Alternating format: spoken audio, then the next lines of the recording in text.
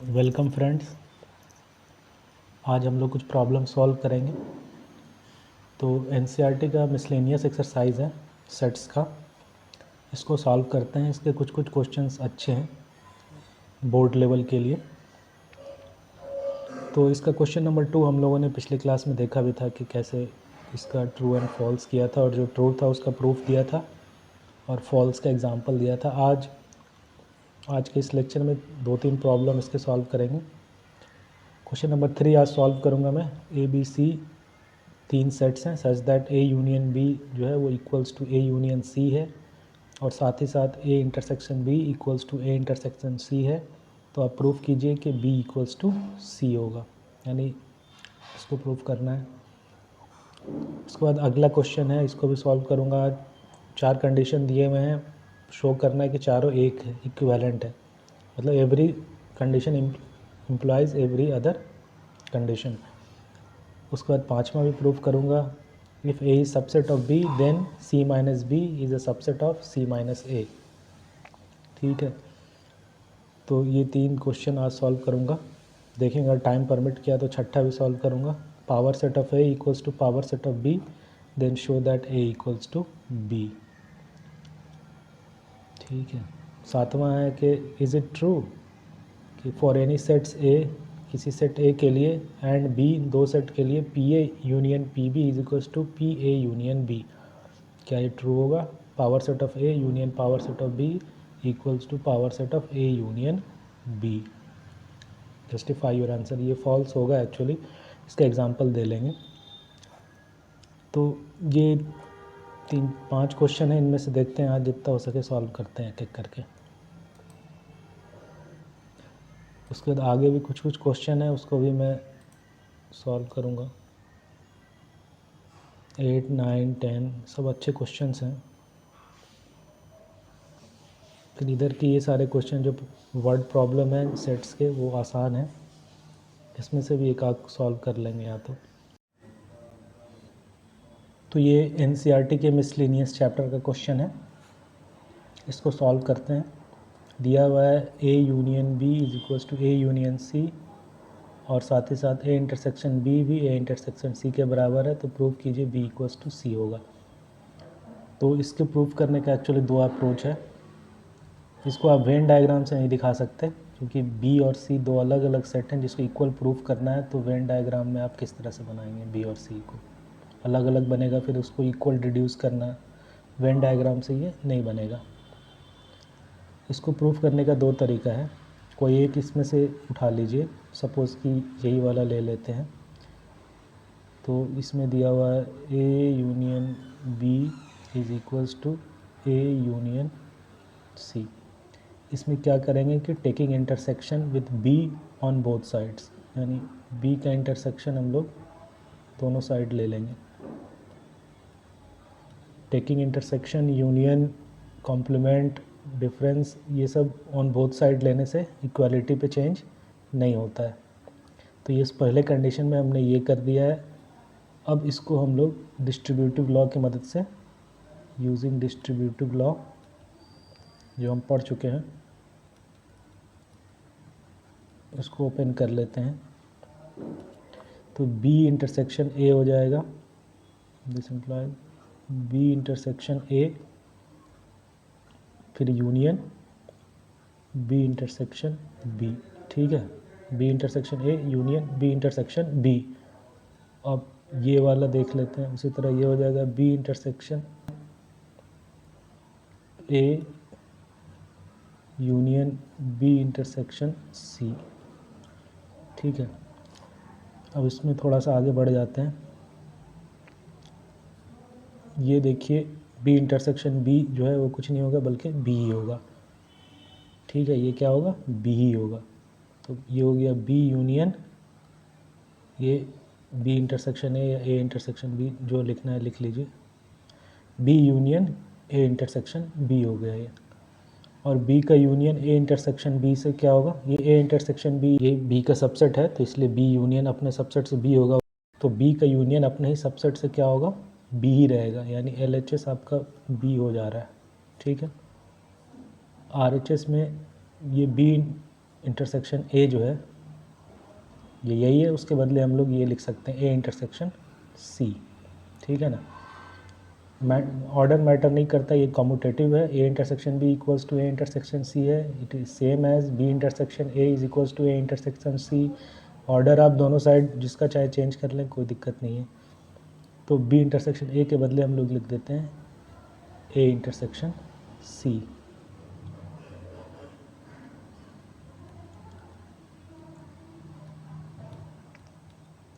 ठीक है,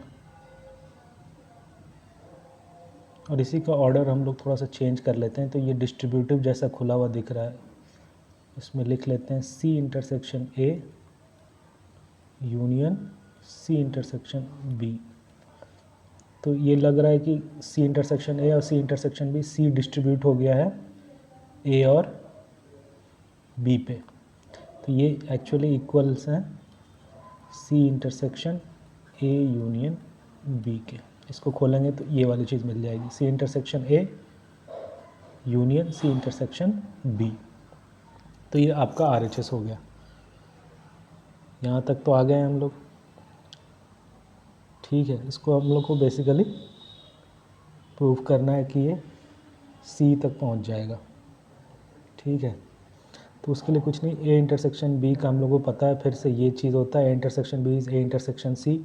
तो यूजिंग ये वन आप लिख दीजिए सी इंटरसेक्शन ए इंटरसेक्शन सी, और इसको खोल लीजिए C intersection A union C intersection सी।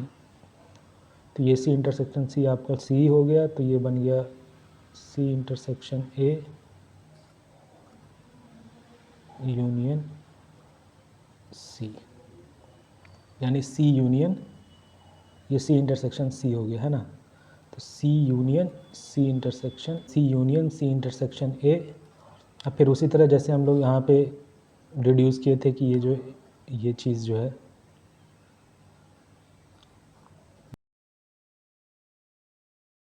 ये बी का सबसेट है, तो इसलिए बी यूनियन अपने सबसेट से बी होगा, सबसेट ऑफ सी, सो सी का यूनियन उसके साथ सी ही होगा।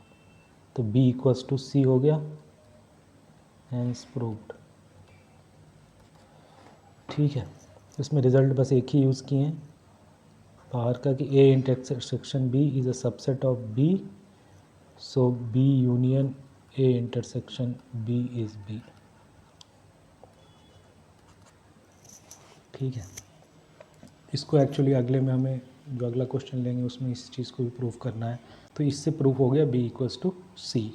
आप इधर से भी शुरू करके जा सकते हैं, या फिर टेकिंग इंटरसेक्शन यहाँ पे जो बी से लिया है वो सी से लेके भी आप प्रूफ कर सकते हैं। तो ये आपका एक प्रूफ हो गया। इसका प्रूफ एक और तरीके से हम लोग कर सकते हैं, वो भी देख लेते हैं थोड़ा सा। ये आपका दिया हुआ है A union B is equals to A union C and A intersection B is equals to A intersection C, proof कीजिए B equals to C. No, अब जो अप्रोच लेने वाला हूँ, ये अप्रोच आपको बहुत सारे क्वेश्चन में इस तरह का लेना है, ठीक है। तो ये आप अच्छे से समझ लीजिए, और ये उसका सबसे हार्डेस्ट समझ लीजिए क्वेश्चन है उस अप्रोच का, सबसे पहले उसी को डील कर रहे हैं। तो आगे के प्रूफ आपको इसके बाद फिर आसान लगेंगे, इसलिए इसको अच्छे से समझ लीजिए कि इसको कैसे करना है। उसमें करते ये हैं कि अगर कोई चीज़ दो सेट है, ये बेसिकली एक सेट है ए यूनियन बी, और ये आपका एक दूसरा सेट है, दोनों इक्वल है, दोनों इक्वल है, इसका मतलब ये हुआ कि ये वाला सेट इसका सबसेट है और ये वाला सेट इसका सबसेट है, ठीक है। इक्वालिटी इन सेट को कैसे लिखते हैं कंडीशन में, इसी तरह से लिखते हैं कि इफ़ ए इज़, सपोज़ कीजिए एक थोड़ा देर के लिए एग्जांपल दे रहा हूँ, अगर कोई सेट ए और बी इक्वल है, यानी this means A is a subset of B, और साथ ही साथ बी सबसेट ऑफ ए, तो condition A subset of B का लिखते हैं if x belongs to A implies x belongs to B, ये ट्रू होगा और ये भी ट्रू होगा। If x belongs to B implies x belongs to A, ये दोनों साथ साथ ट्रू होंगे, यानी ए इक्वल्स टू बी है तो x belongs to A implies x belongs to B, और अगर F x belongs to B है implies x belongs to A. तो ये चीज़ हम लोग ये रिज़ल्ट यूज़ करेंगे। इसका वन साइड से लिखना शुरू करते हैं। तो A union B is a subset of A union C, और A union C is a subset of A union B. तो लेफ़्ट से राइट का लिख लेते हैं। सपोज़ कीजिए कोई एक्स है, वो बिलोंग करता है ए यूनियन बी में, ठीक है। तो इसके लिए ट्रू होगा कि एक्स बिलोंग्स टू ए और एक्स बिलोंग्स टू बी, या तो एक्स ए में होगा या बी में होगा। और क्योंकि A union B equals to ये ए यूनियन सी है, यानी this implies this X belongs to A और एक्स बिलोंग्स टू सी। यानी अगर कोई एलिमेंट इसमें है तो दिस इम्प्लाइज वो राइट साइड में होगा, एक्स बिलोंग्स टू ए और एक्स बिलोंग्स टू सी। ये आपका ए यूनियन सी हो गया। तो ये एक कंडीशन हो गया, ठीक है।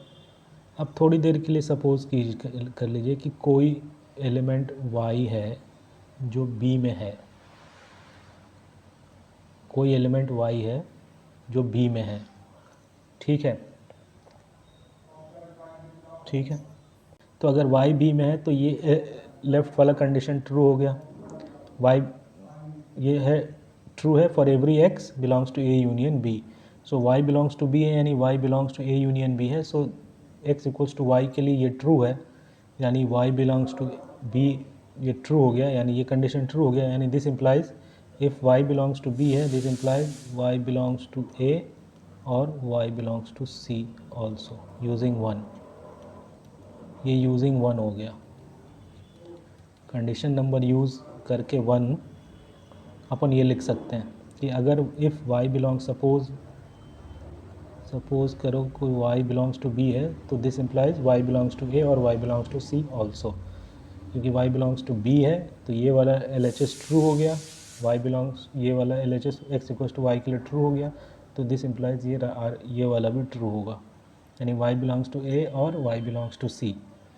अब इसको ट्रू होने के लिए दो केस है, आइदर ठीक है y बिलोंग्स टू c हो, या तो y बिलोंग्स टू c हो और y बिलोंग्स टू a हो।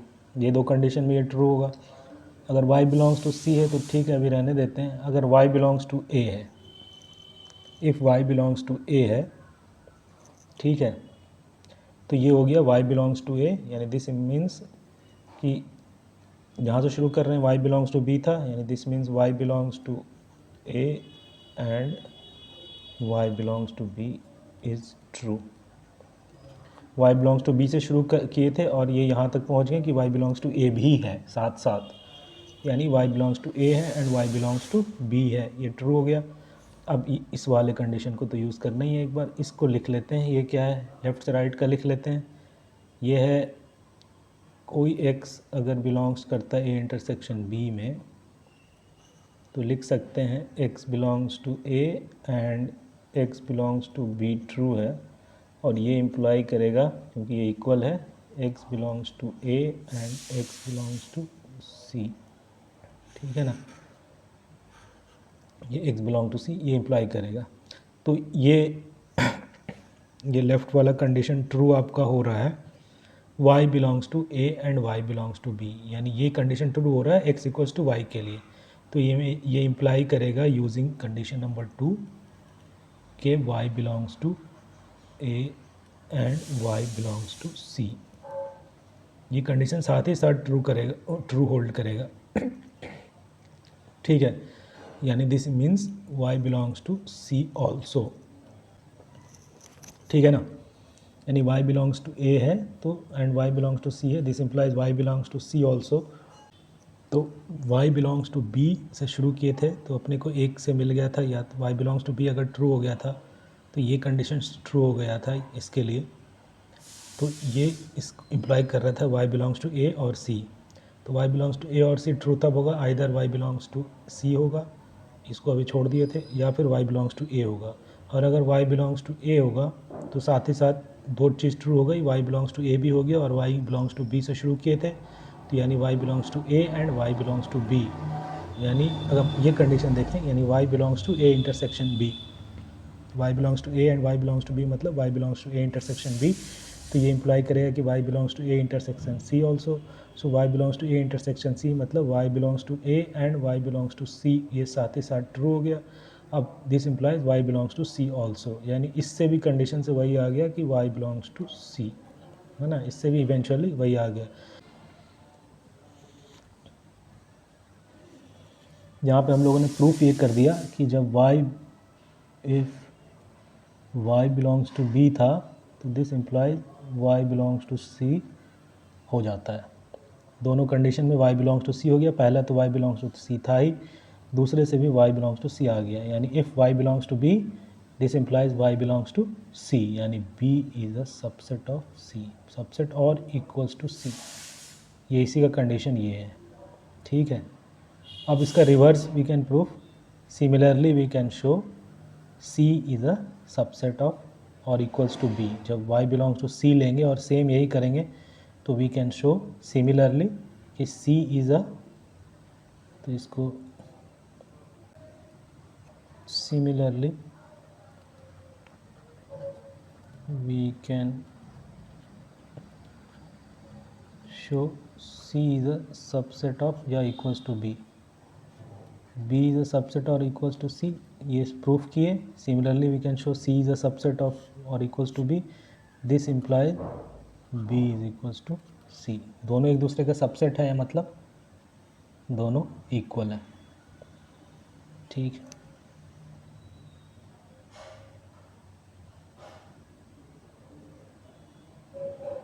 तो ये हो गया आपका प्रूफ।